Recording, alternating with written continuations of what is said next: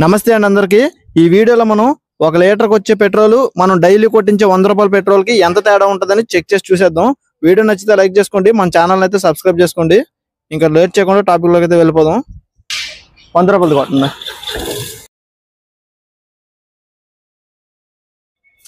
1 litre 117 1 litre.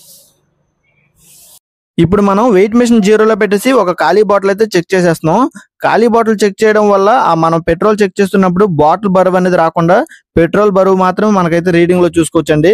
ఒక ఖాళీ bottle బరువు వచ్చేసి 55 ml అయితే ఇక్కడ ఉంది. మనం ఇప్పుడు దాన్ని మైనస్ చేసేసాం. ఇప్పుడు ముందుగా మనం 100 రూపాయల పెట్రోల్ అయితే చెక్ చేసి చూసేద్దామండి. మీరు వీడియోని అయితే స్కిప్ చేయకుండా లాస్ట్ వరకు చూడండి. 100 రూపాయల పెట్రోల్ మనం ఇక్కడ చెక్ చేసినప్పుడు 621 ml అయితే పెట్రోల్ రావడం జరిగింది.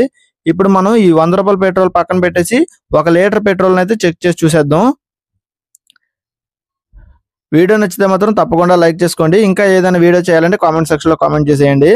ఇప్పుడు మనం 1 లీటర్ పెట్రోల్ కూడా ఇక్కడ చెక్ చేసి చూసినప్పుడు 732 ml అయితే వచ్చిందండి.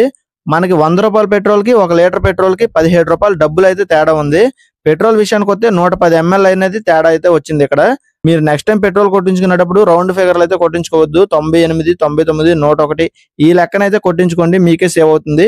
వీడియో నచ్చితే లైక్ చేసుకోండి. నెక్స్ట్ వీడియోలో మళ్ళా కలుద్దాం.